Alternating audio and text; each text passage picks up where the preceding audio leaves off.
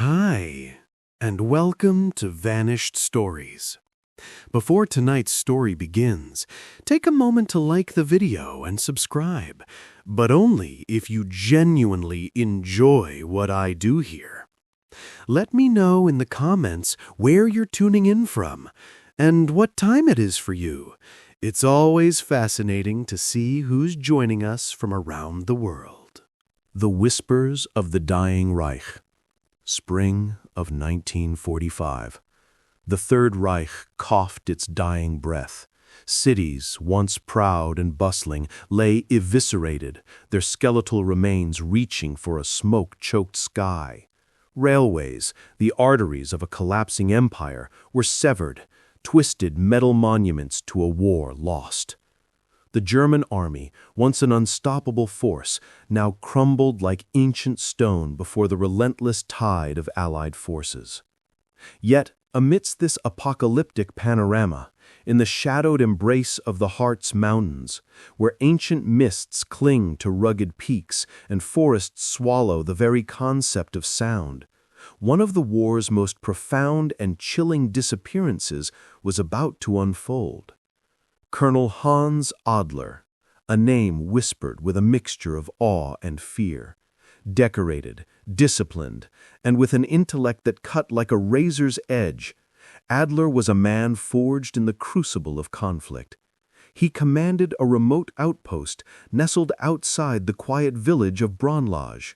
His unit tasked with guarding a secret, what Allied intelligence, in hushed tones, would later label a research installation of strategic importance. But before the Allied boot could even touch its perimeter, a silent, inexplicable event occurred. Both Adler and his clandestine domain simply ceased to exist. The last trace of the colonel's voice arrived on April 27, 1945, a spectral echo from a distorted radio transmission. Intercepted by a British signals team, the message was brief, unnervingly calm, and utterly chilling. "If we fail," Adler's voice resonated through the static, "the future will find us below." Hours later, the entire Harz sector went silent. Communication lines, once buzzing with military chatter, fell utterly still. Reconnaissance aircraft, dispatched to pierce the veil of silence, reported a landscape scarred by heavy smoke, tunnel entrances collapsed like gaping mouths, and ground scorched as if by an unseen fire. Yet there was no enemy activity, no telltale movements of fleeing troops, no bodies, only an eerie, absolute void. It was as if the very earth itself had opened up and swallowed an entire regiment whole. When Allied troops finally breached the perimeter 3 days later, they found a ghost town. Bunkers stood empty, equipment abandoned mid-task, coffee cups still half full, remnants of lives abruptly interrupted. There were no signs of a panicked retreat, no discarded shell casings, no tire tracks scarring the earth, just an unearthly stillness that pressed in on the soul. Logs ended mid-sentence. Maps pinned to the walls bore strange red markings, concentric circles surrounding a single ominous word: Morgenrate. Dawn. The official report, a cold clinical document, listed Colonel Adler as missing in action, presumed dead, along with the 31 men under his command. But, as official narratives often do, it failed to quell the whispers that spread like wildfire through the ranks. Locals spoke of phantom engines rumbling deep underground, long after the war's end. Hikers, venturing into the ancient forests, swore they saw faint pulsing lights emanating from beneath the earth at night. In the decades that followed, treasure hunters and historians alike would descend upon the Harz Mountains, desperate for clues to unravel the true events of those final, chaotic days. None would find anything but the persistent silence and the lingering, unsettling feeling that something profound, something alive, still waited to be discovered buried beneath the forgotten soil. The architect of shadows. Before his inexplicable vanishing act, Hans Adler was already the stuff of legend. Born in 1902, he carved his path swiftly through the military hierarchy, not through brute force, but with a terrifying precision. Cold, calculating, and fluent in 5 languages, Adler was the embodiment of the officer both feared and, begrudgingly, respected. His superiors deemed him indispensable. His peers found him utterly unknowable. He was a man without a personal life, no known family, his entire existence consumed by the ravenous ambitions of the Third Reich. Yet, beneath the polished metals and rigid military decorum, faint hints of something else shimmered, a profound fascination, bordering on obsession, with science, technology, and the future of warfare. Recovered documents from the war's aftermath whispered of Adler's connection to several highly classified initiatives, notably Project Morgenröte. Rumors described it as a program delving into experimental energy weapons and constructing vast subterranean facilities designed not merely to survive, but to outlast the inevitable collapse of Germany itself. Allied intelligence, ever cautious, largely dismissed these whispers as fantastical propaganda. However, intercepted memos exchanged between Adler and Berlin's elite scientists painted a different, more unnerving picture. His requests were stark: industrial-grade generators, mountains of reinforced steel, and intricate geological survey maps of the Harz region, all cloaked under the deliberately vague label of continuity infrastructure. By 1944, Adler's name emblazoned every Allied watch list, a red flag fluttering in the winds of war. But as the Reich fractured, so too did Adler's trail. His personnel file, a repository of his very identity, was incinerated in a bombing raid. Witnesses contradicted one another, their memories fragmented by fear and confusion. Some swore he fled east, towards Czechoslovakia, a phantom in the chaos. Others, with equal conviction, insisted he remained, a solitary guardian of something profound, buried deep beneath the mountains. British investigators, sifting through the skeletal remains of his outpost, described its layout as unnaturally complex, a labyrinth of sealed corridors plunging into the earth. When they attempted to force these passages open, the walls crumbled, rigged to collapse, as if to bury its secrets forever. No body was ever recovered, no formal grave ever marked his passing. But what truly haunted those who delved into the Adler case wasn't the absence of evidence, it was the chilling significance of the few fragments they did find. A single officer's cap, resting on a cold stone floor, its silver eagle insignia unblemished by dust, a sentinel in the forgotten darkness. To this day, historians fiercely debate: did Adler perish with his men, escape justice's grasp, or achieve something far stranger, something beyond the comprehension of ordinary mortals?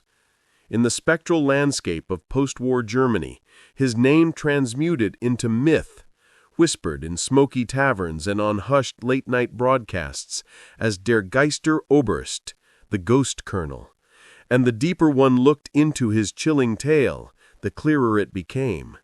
Hans Adler didn't merely vanish, he erased himself, and perhaps everything he had meticulously worked to create. Echoes from the Deep. By May 1945, the war was over. On paper, at least. But for the Allied intelligence teams sifting through the ravaged forests and subterranean veins of central Germany, victory had merely peeled back the curtain on a new theater of mysteries. Operation Eclipse, the grimly poetic code name for Britain's post-surrender sweep through the Harz Mountains, aimed to unearth hidden bases, clandestine research sites, and fleeing high-ranking officers. What they stumbled upon near Braunlage, however, defied all explanation. The very ground where Colonel Adler's regiment was last seen lay littered with twisted steel and the half-buried mouths of collapsed entrances, the skeletal remains of an underground network that appeared on no official military maps. British engineers, cautious and methodical, descended into the few tunnels deemed safe enough to access. The walls, once pristine, were now blackened with cables, heavy blast doors melted and warped by a heat so intense it had fused the very bolts holding them in place. Within the debris, investigators painstakingly recovered fragments of blueprints marked in an angry red ink, Project Morgenrot. Most diagrams were agonizingly incomplete, sections deliberately torn or burned as if to obscure their true purpose. Yet recurring notations echoed chillingly: Phase 2 containment and sublevel expansion. Nearby, crates emblazoned with the Reich's eagle emblem contained scientific instruments far beyond typical field use: oscilloscopes, sealed canisters of an unknown gas, and reels of magnetic wire etched with indecipherable codes. Still, no bodies, no signs of a retreat, not even a single footprint in the dust. It was as if the soldiers guarding the facility had simply dissolved into the air, vanishing between one breath and the next. British command, unnerved, immediately ordered the site cordoned off. A team from the Royal Engineers, under strict orders, detonated the remaining tunnels, sealing whatever lay beneath under tons of rock and earth, ostensibly to prevent accidents. Yet in private memos, intelligence officers questioned what they had truly buried. Why had Adler's men destroyed their research but left their equipment? And what, precisely, was Project Dawn? A weapon? A sanctuary? Or something else entirely, something beyond their grim comprehension? By winter, Operation Eclipse was formally concluded. The remaining documents, deemed too sensitive, were stamped Classified Ultra and consigned to a Ministry of Defense vault where they would lie untouched for decades, gathering secrets. The public report, a whitewashed narrative, listed the discovery as merely an abandoned communications bunker, nothing more. But among the men who had stood at the mouth of those tunnels, who had heard a low, rhythmic hum emanating from somewhere deep below, the official story never quite silenced the question that haunted them all. If the war had truly ended, why did it still sound like something was running beneath the mountains? The breathing door. In the years following the war, the Harz Mountains appeared to reclaim their peace. Forests regrew, a verdant shroud concealing the scars of bombings and buried bunkers. Tourists flocked to the hiking trails and mineral springs, blissfully unaware of the secrets humming beneath their feet. But the locals knew. Hunters spoke of metallic echoes drifting through the valleys at night, the faint, persistent thud of unseen machinery deep within the soil. In the village of Schirke, an old woman swore her cellar walls sometimes vibrated as if a spectral train rumbled ceaselessly underground. When she reported it to the police, they dismissed it as settling earth. She, however, knew it was something alive.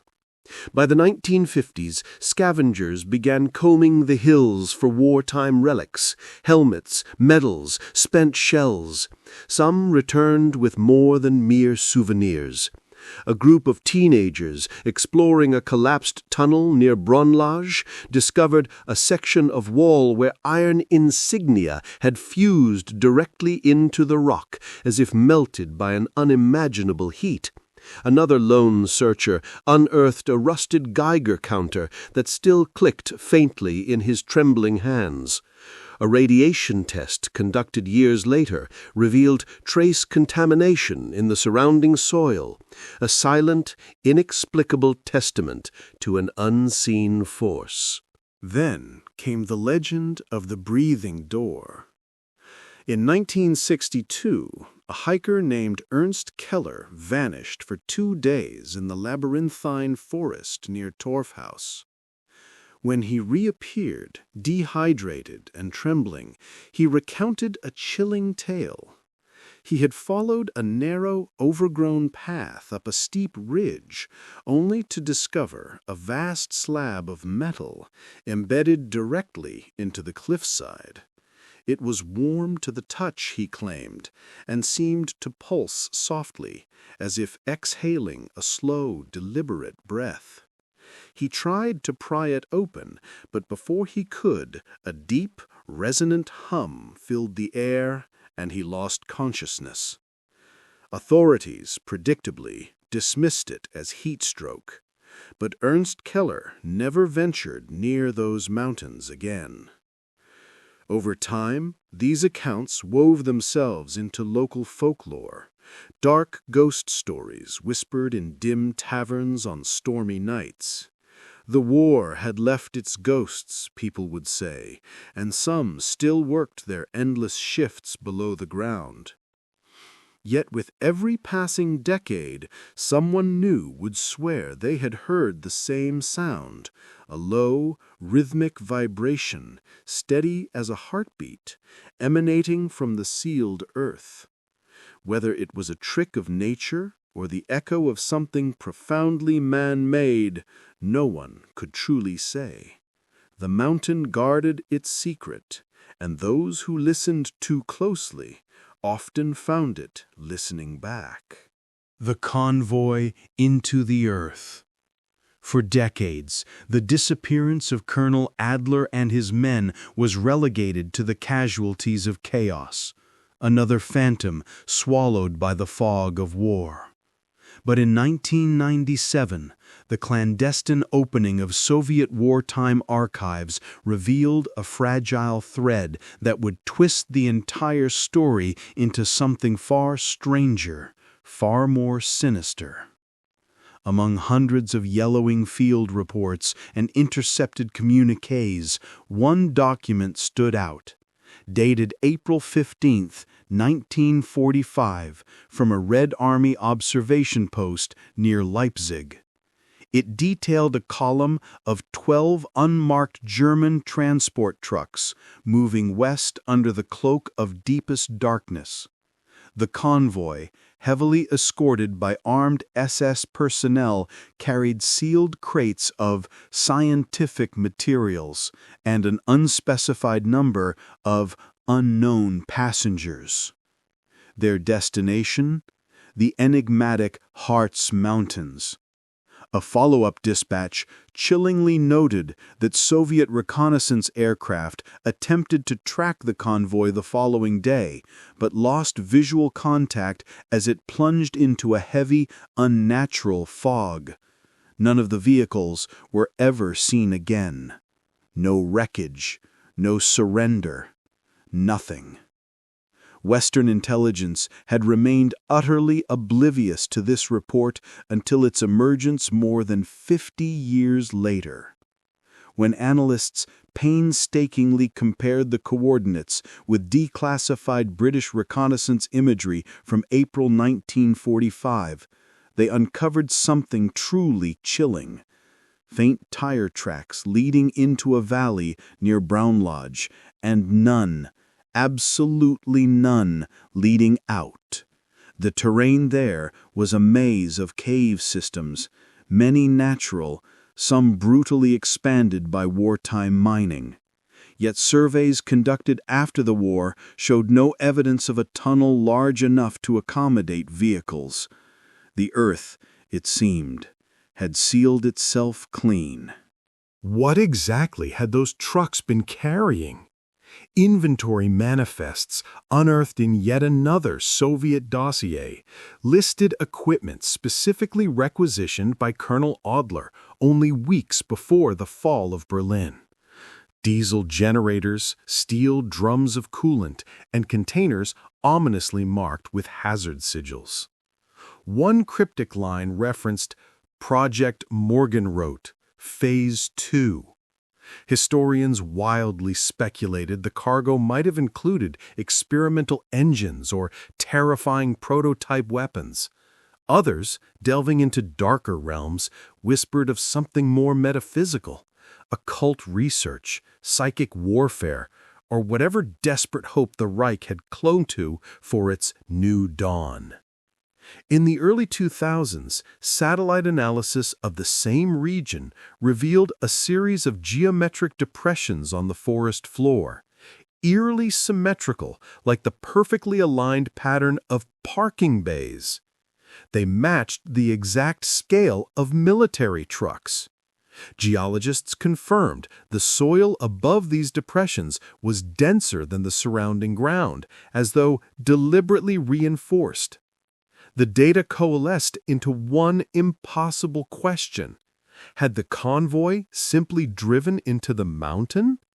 And if so, who or what had opened the way? The Diary of the Dawn. It began, as so many forgotten truths do, with the unyielding blade of a plow. In the spring of 1982, a farmer named Ralph Meister was tilling his field outside Elland, a quiet village nestled in the Harz foothills. His tractor struck something solid, something unyielding. He assumed it was merely another stubborn rock. Digging it free, he unearthed a small, rust-eaten metal box, no larger than a lunch tin, sealed tight with corroded hinges. Inside, carefully wrapped in a mildewed scrap of cloth, lay several water-damaged documents, a cracked, fading photograph, and a diary bound in black leather. At the very bottom, a small iron key stamped with an insignia, an eagle clutching a rising sun. The exact same mark found in Adler's destroyed headquarters decades earlier. The diary's handwriting was neat, deliberate, its pages meticulously dated between February and April 1945. Each entry chronicled the movements of Kommando Morgenrot, a clandestine unit operating directly under Colonel Hans Adler. The tone grew steadily more frantic as the weeks bled into chaos. Mentions of sub-levels nearing completion, supplies running low, and finally, a line written in trembling script: "The circle is sealed. We wait for the new dawn." The farmer, bewildered, turned the materials over to local authorities, who forwarded them to historians at Ganjin University. For months, the discovery garnered little notice, dismissed as another relic of a forgotten war. Until, that is, a sharp-eyed researcher recognized the name Adler and the unmistakable sun emblem mirroring those found in old intelligence files. Within weeks, whispers rippled through academic circles. The media, scenting a story, pounced, and soon conspiracy theorists descended upon the Harz, convinced the diary was irrefutable proof of a secret Nazi sanctuary, a hidden city buried beneath the ancient mountains. Government officials, desperate to contain the burgeoning frenzy, hastily dismissed it as another wartime curiosity. Yet several chilling details from the diary corresponded with unnerving precision to declassified British records. Exact coordinates, precise supply shipments, and even the timing of the infamous missing convoy. More unsettling were the passages that seemed almost prophetic, referring to the sleepers below and the hum that never stops. The iron key was tested. It fit nothing known, no lock, no safe.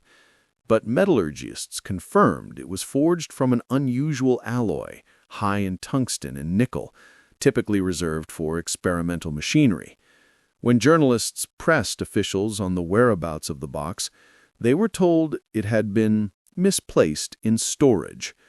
Those who had seen it firsthand weren't so easily convinced. To them, it felt less like an accident and more like a quiet reburial of the past, clawing its way up through the dirt, a chilling reminder that the circle, perhaps, had never truly been broken. The Circle of Dawn. For decades, the mystery of Colonel Adler's final whereabouts rested on a patchwork of scattered rumors and a handful of burned documents. Then, in 2003, a retired cryptologist named Dr. Anki Weiss unearthed something no one had ever noticed before.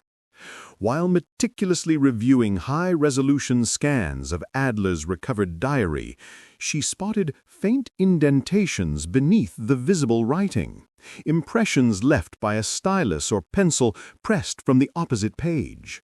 Using multispectral imaging, she painstakingly revealed a sequence of numbers interspersed with symbols resembling archaic navigation markers. When translated, the coordinates pointed directly to a dense, isolated section of forest just outside Braunlage, deep within the heart of the Harz region. Weiss initially assumed it was a simple cartographic note, a forgotten map entry.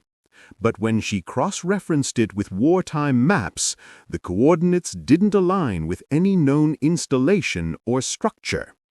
Yet when she overlaid them onto declassified Royal Air Force aerial photographs from 1945, she noticed something profoundly peculiar. A pattern of shallow depressions forming a perfect circle, nearly 200 meters wide. At its very center, the forest canopy was darker, thicker, as if concealing an unnatural sinkhole. Later images, taken decades apart, showed the same anomaly, growing denser with time, yet never fully disappearing. When Weiss attempted to visit the area, she found it mysteriously inaccessible.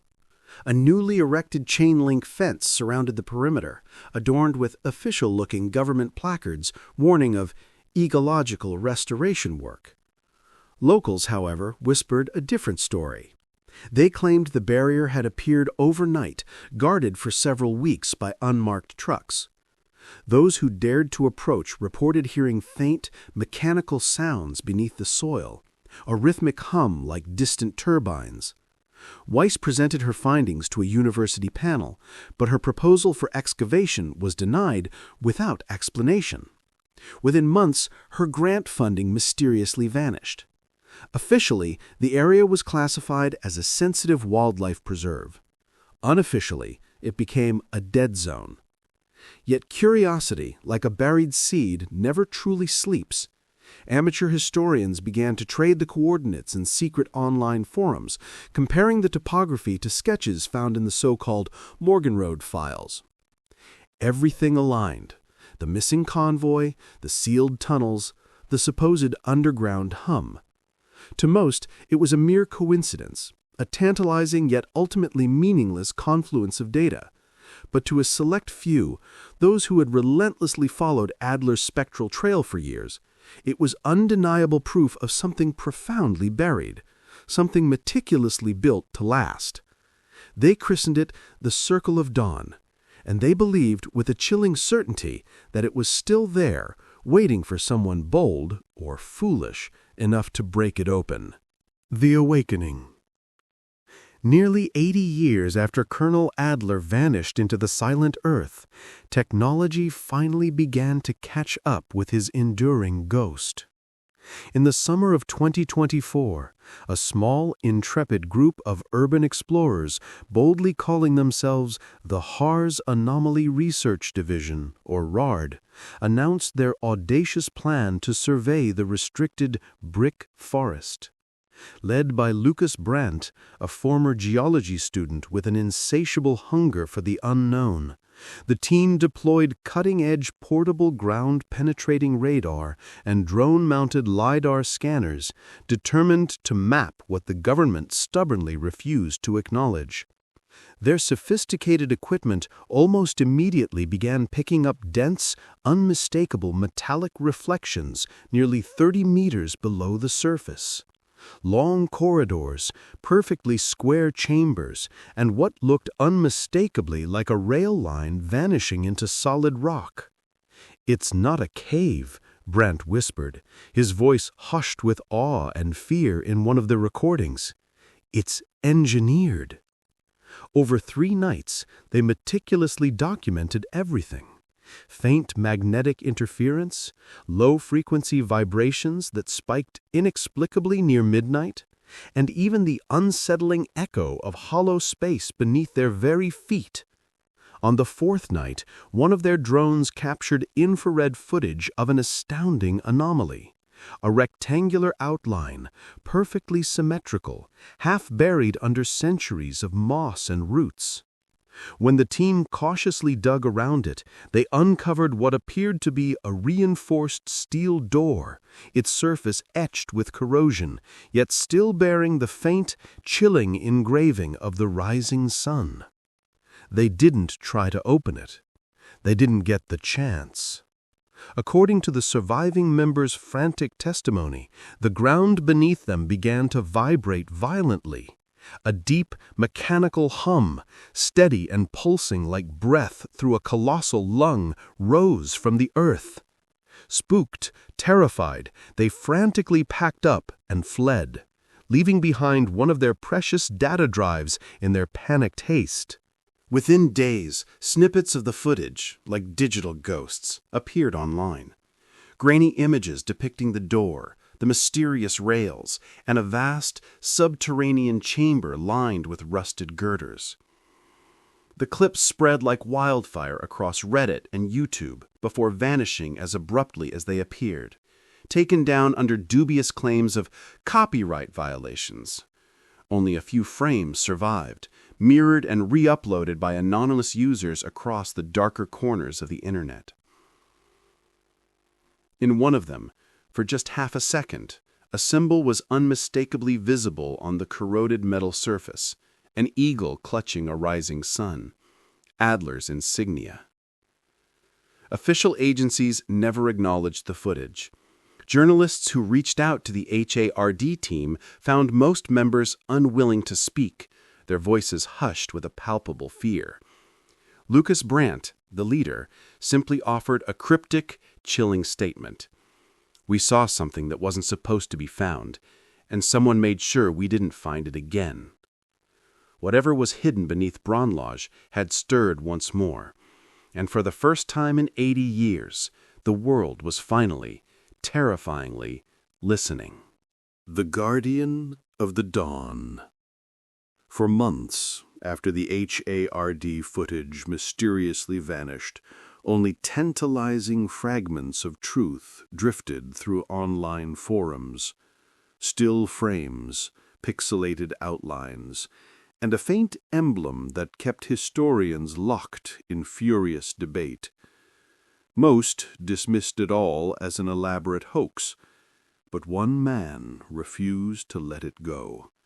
Dr. Elias Voss, a relentless historian specializing in post-war intelligence archives, had spent years chasing the elusive whispers of Adler's underground network.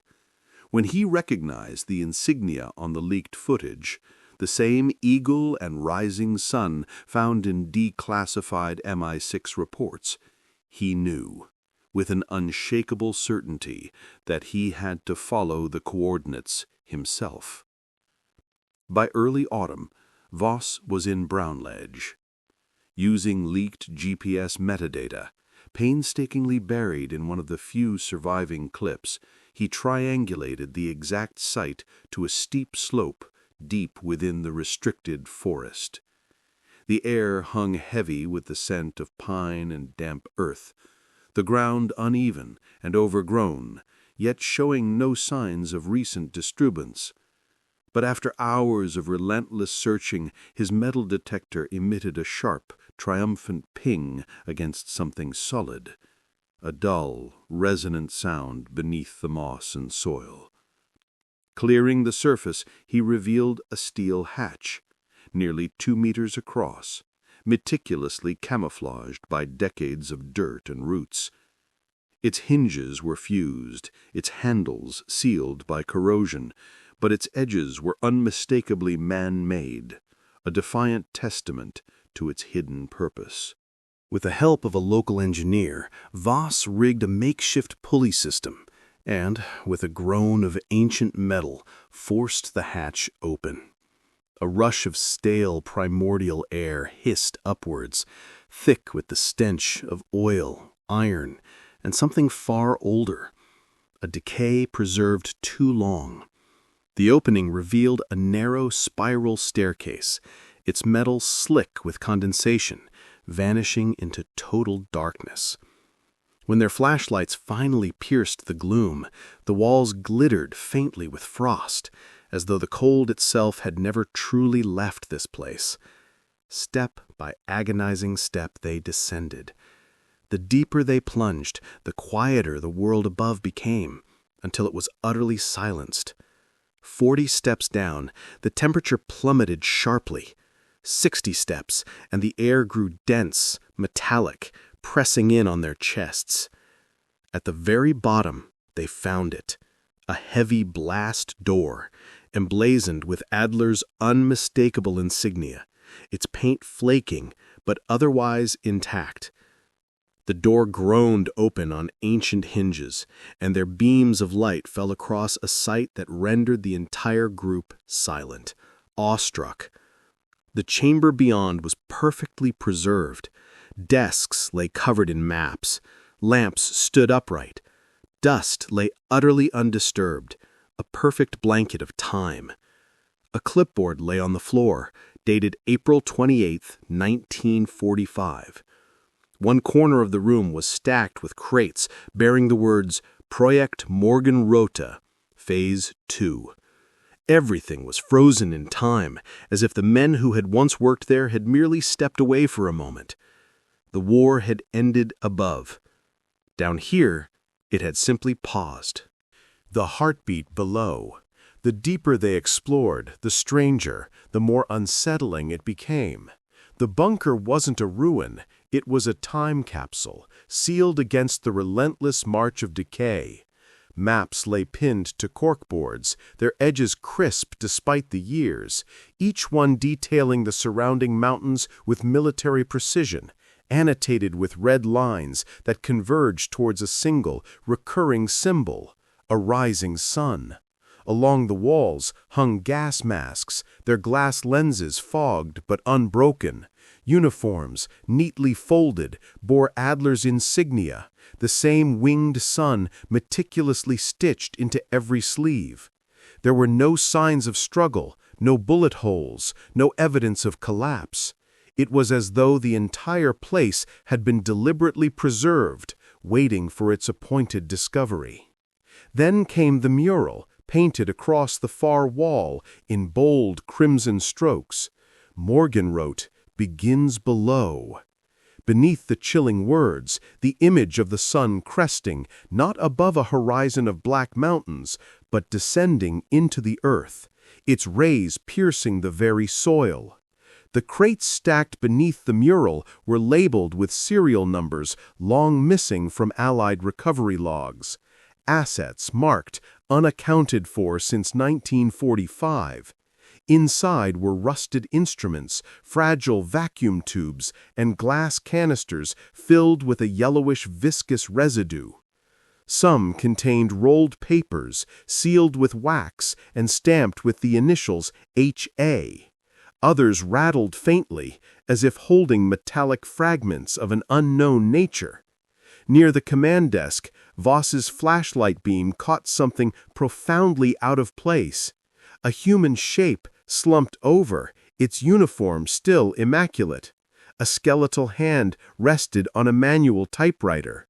On the desk, an open journal, its ink faint but legible. Signal maintained, power low. The colonel remains steadfast. Dawn will come beneath, not above. The team said nothing, their breath caught in their throats. Near the command desk, Voss's flashlight beam caught something profoundly out of place. a human shape, slumped over, its uniform still immaculate. A skeletal hand rested on a manual typewriter. On the desk, an open journal, its ink faint but legible. Signal maintained, power low. The colonel remains steadfast. Dawn will come beneath, not above. The team said nothing, their breath caught in their throats. One of them, with a trembling hand, managed to snap a single photograph before the camera's batteries abruptly died, plunging them into absolute, suffocating darkness. The air grew heavy, charged with an unseen energy, as though the bunker itself was listening, breathing. Somewhere deeper inside, a low rhythmic hum reverberated through the steel. It was the same chilling sound the urban explorers from 2024 had described. The slow, steady pulse of machinery that should have ceased its function 8 decades ago. When they finally climbed back to the surface, the first faint glow of dawn was breaking through the trees. The heavy hatch was sealed behind them, the cold metal still trembling faintly under their hands. Whatever Adler's men had meticulously built down there, it was not only preserved, it was still alive. And now, after all these years, it was awake again. The entombed truth. 2 days after the bunker's astonishing discovery, federal investigators quietly descended upon Braunlage. The site was immediately sealed off under the deceptive guise of a geological hazard zone, though the truth, known only to a select few, was far, far stranger. Dr. Elias Voss was swiftly escorted from the area, ordered to surrender all photographs, documents, and artifacts. In exchange, he was promised unfettered access to the official findings once the assessment phase concluded. That access, as he would discover, never came. What transpired next would be painstakingly pieced together from leaked reports and the hushed, whispered accounts of those who entered the bunker after him.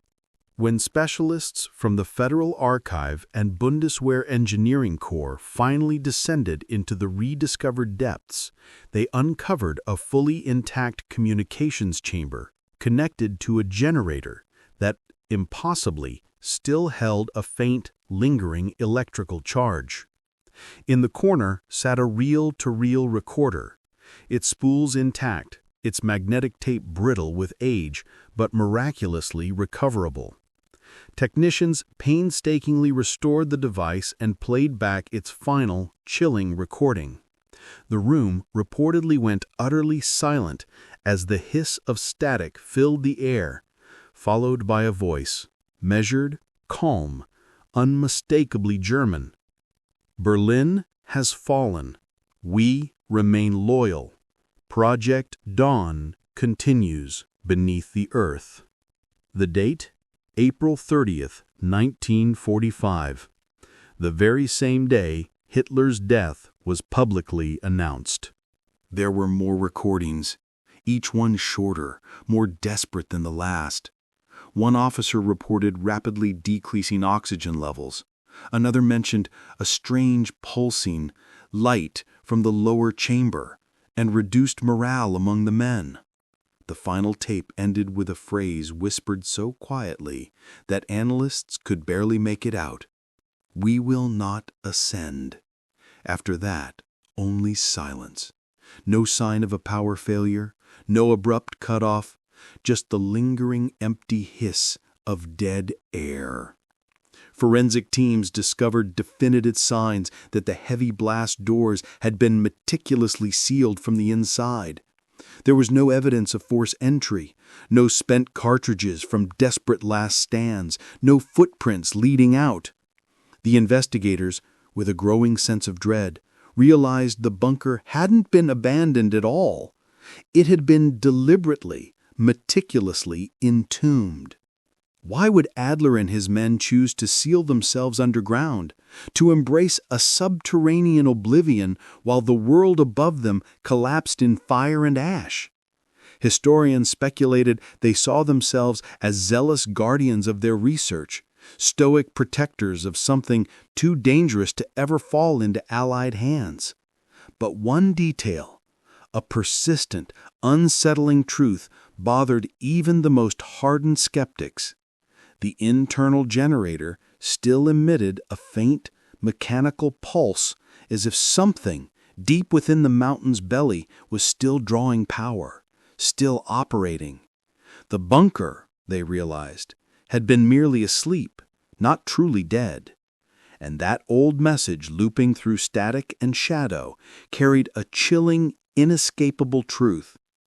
Project Dawn never ended. It had simply gone quiet.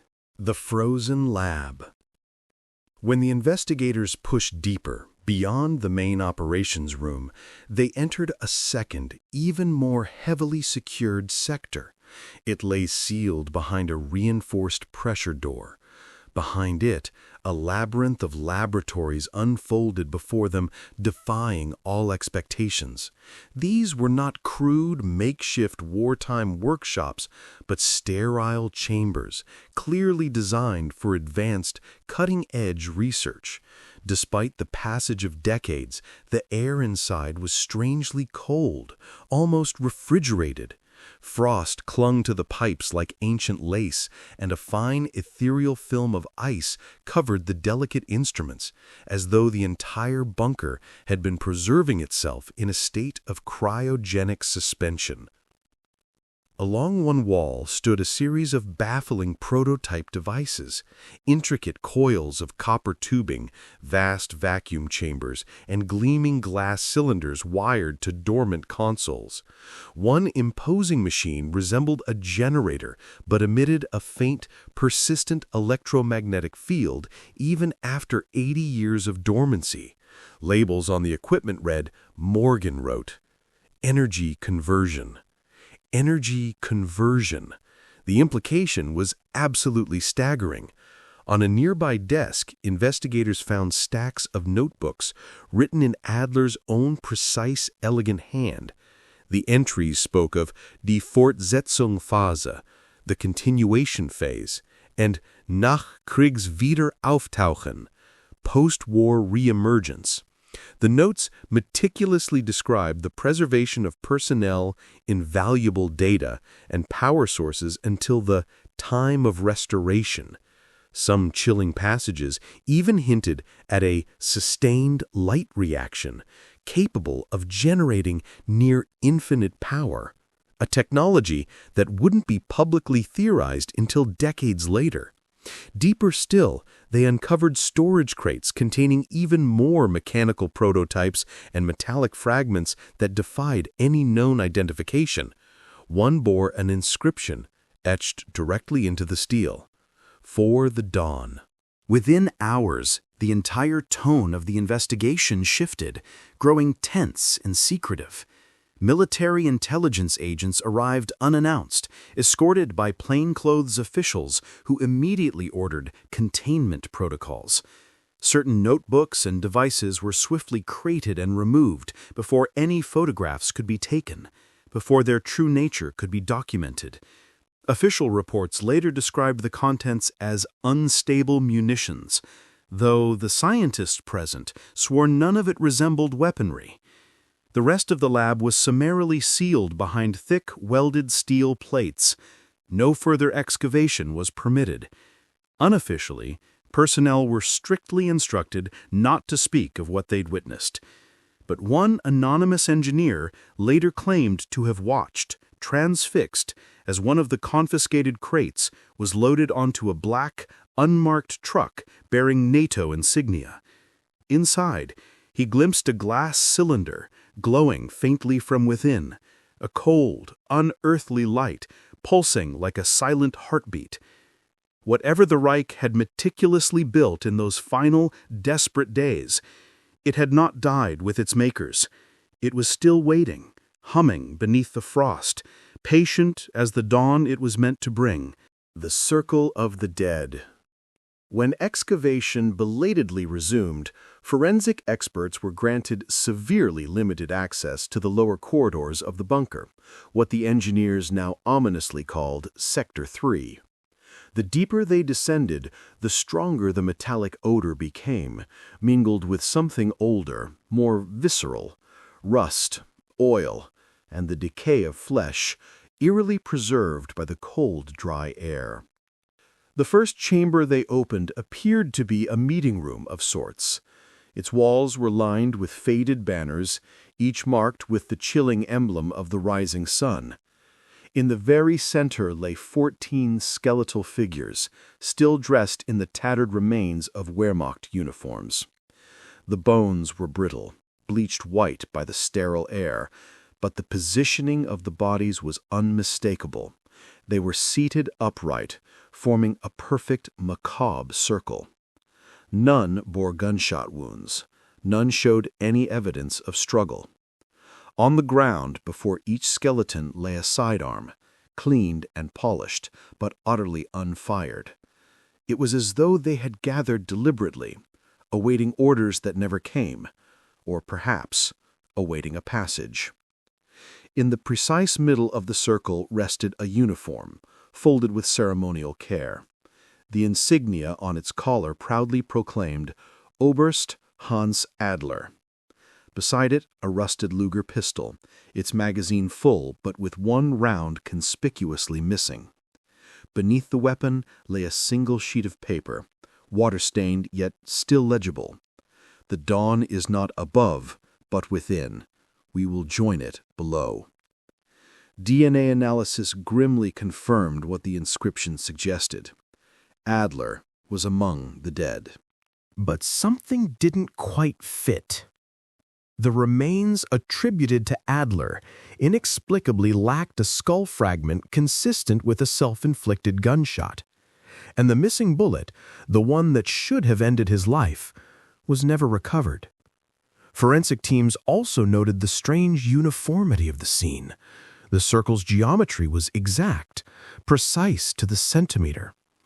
Candle stubs, made from paraffin, were found meticulously placed between each pair of bodies, their wicks eerily unburned. Around the room's perimeter, faint chalk markings formed symbols reminiscent of ancient astrological charts or, perhaps, a forbidden ritual. Experts tentatively called it ritualized suicide, though no chemical agents were detected. Others suggested starvation, hypoxia, or deliberate poisoning, but none truly explained why the scene appeared so meticulously staged, almost sacred, as if the men believed they were preparing for a grand passage rather than simply death. As the team worked, their instruments recorded intermittent vibrations beneath the chamber floor, low, rhythmic pulses that seemed to follow no discernible mechanical pattern. When they drilled for samples, their tools briefly, jarringly jammed on something metallic, something unseen. They never found out what it was. Moments later, the order came down, stop excavation. The site was to be closed immediately. And within a week, the dead were sealed once again in the dark they had chosen for themselves. The unbroken circle. The public never heard about the bodies. Within days of the discovery, the operation's name was covertly changed from Brown Lodge Excavation to a bland internal code, Site 47A.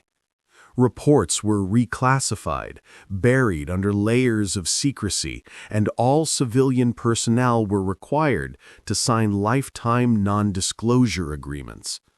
Those who dared to ask questions were swiftly reassigned or quietly dismissed. The official story, meticulously crafted and released to the press, claimed that the dig had been halted due to unstable terrain and contamination concerns. But behind closed doors, international governments began to fiercely argue. Leaked memos later revealed that British and American intelligence immediately claimed jurisdiction over several recovered artifacts, citing post-war cooperative agreements. German authorities objected, insisting the bunker fell squarely under domestic control. A NATO task force ominously intervened, citing joint security interests. The argument stretched across months, a bitter, silent tug-of-war, while the true contents of the bunker were quietly, systematically divided, catalogued, and shipped to separate, undisclosed facilities across the globe. In the nearby villages, strange activity soon followed. Roads leading into the ancient forest were blocked. Residents reported convoys of unmarked trucks moving through the dead of night, their headlights blacked out, phantom vehicles in the gloom. Helicopters hovered over the ridge for hours at a time, their rotors a distant thrum against the stillness. Then, as suddenly as it began, it stopped. Within weeks, the hatch was sealed, the tunnels filled with concrete, and the entire hillside declared off-limits under an environmental preservation order. New trees were planted, fresh soil laid down, a verdant cover-up. The mountain was once again left to heal, or to meticulously hide its secrets. But some things, it seems, cannot be truly buried. Several of the investigators who had entered the bunker later spoke anonymously to trusted journalists. They described hearing a persistent hum, faint but constant, echoing from beneath the concrete long after the site had been closed. One engineer swore he saw frost miraculously form on the floor around his boots as he stood directly above the chamber of bodies. Another claimed his compass spun wildly in circles whenever he approached the former entrance. None of these chilling testimonies, of course, ever made it into the official record. The ministry, ever dismissive, attributed them to psychological fatigue. Yet, the locals still whisper that on cold nights, if you stand near the edge of the forest, you can feel the ground tremble, slow, steady, mechanical, as if the mountain itself were breathing. And sometimes, just before the first light of dawn, the air carries a low vibration, almost like a heartbeat, pulsing in rhythm with the very earth. Whatever Colonel Adler built beneath Braunlage, it was never meant to stop. And the hum that rises from the depths is not merely an echo, it's a chilling reminder that Projekt Morgenrot, Project Dawn, never truly ended. The Unanswered Dawn. 80 years have passed since Colonel Hans Adler and his men vanished beneath the Harz Mountains. Yet the echoes of Projekt Morgenrot still pulse through history like a hidden, unsettling current.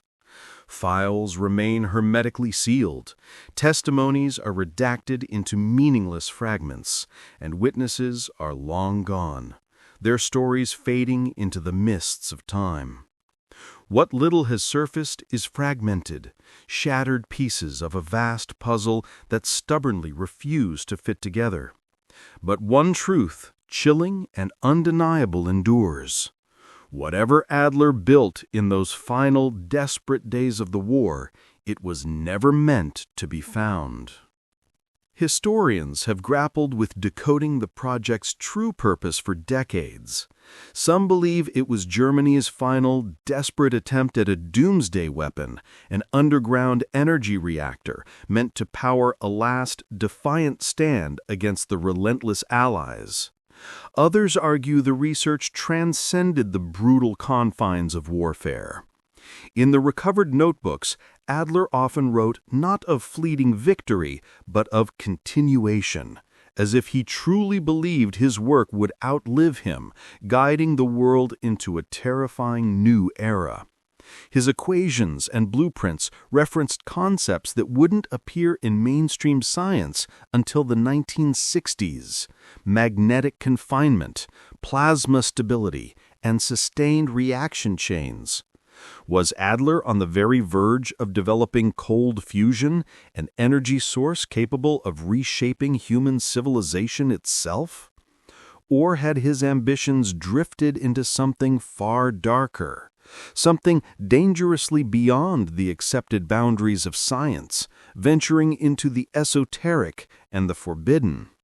Notes from his final frenzied experiments unsettlingly refer to resonant energy in organic systems and conversion of spirit to matter. To some, it sounds like a physicist's abstract metaphor. To others, it reads like a chilling ritual. In the years since the bunker's closure, strange patterns have persistently emerged. Satellite surveys continue to detect low-level electromagnetic activity beneath Braunlage. Local wildlife inexplicably avoids the area, and trees near the old site grow in warped, unnatural spirals, as though twisting away from some unseen force beneath the ground. Occasionally, hikers still claim to hear a faint hum when the wind is still, steady, mechanical, and impossibly deep. Governments, of course, deny any ongoing research, any lingering presence. The official record lists Projekt Morgenröte as an unverified wartime myth, a mere footnote in a history of horrors. Yet leaked procurement forms from the early 2000s tell a different story, mentioning energy stability studies conducted under NATO supervision, funded by the very same organizations that seized Adler's equipment in 1945. Perhaps the most haunting mystery isn't what Adler built, but why he built it. Did he genuinely believe he was saving his people, creating a new form of life, or simply a new terrible power? Or was he merely trying to outlast the world he knew was inevitably ending, to transcend the very concept of defeat? Whatever the ultimate answer, one thing remains terrifyingly certain: the ground still holds his secret. Beneath the ancient, brooding forests of Germany, the past hums quietly, patient as stone, waiting for the next curious, unfortunate soul to listen too closely. He vanished into history, but history, like the hum, never truly forgot him.